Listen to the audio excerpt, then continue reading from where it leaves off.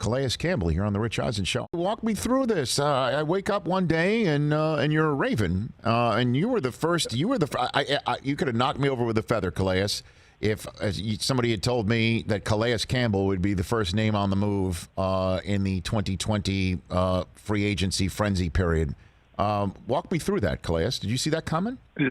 No, I was very surprised, just as surprised as you were. It's one of those things where, you kind of just going through the whole process and, just going through regular life. And my agent calls me. He's like, hey, man, there's some talk going on. Stay close to your phone. And then he pretty much texts me the next day. And it's like, man, the Ravens just agreed to trade you, but it's contingent on us getting the deal done. So then we get on the phone and we start kind of figuring out what that deal's going to look like. And I guess we had a couple of days to make it work. And he was talking about what the alternatives were if we didn't take the deal, because they wanted to do a pay decrease in the second year. Keep me this year the same as what I was already making in Jacksonville. Right. Change it for the next.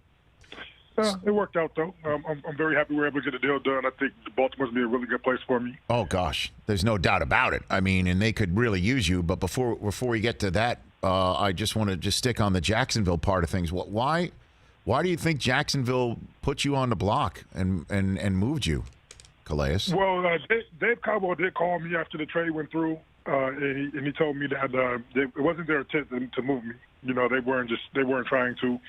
It just kind of fell into place. He said that Eric DeCosta and him are really good friends, and Eric kept calling. Some other teams kept calling, so then started kind of figuring it out. But he said we had a great 3 years, that he figured out where they're going, and he felt like it was a win-win for all of us. And I can't be mad at him. At least he got me in a real good situation.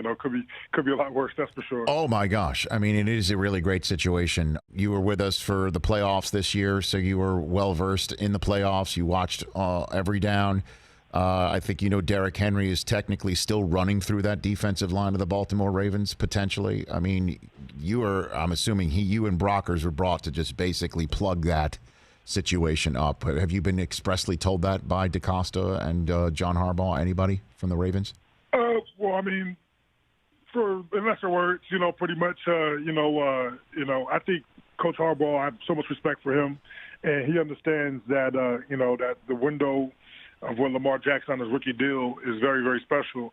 And so, being able to, bring in a guy like me, who I pride myself on being the best run stopper in the game, and but also I pride myself on being a great pass rusher too. So, you get the best of both worlds with me, in my opinion.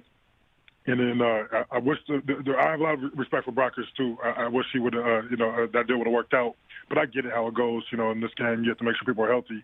But then I think signing Derek Wolfe, though. Derek Wolfe is a very, very special player as well. Gets to run and a good pass rusher. And together, I feel like we should be able to really elevate that run game, that run defense, and still be able to rush the passer and put pressure, especially with the DBs that Baltimore has. I mean, it's going to be fun. I can't wait.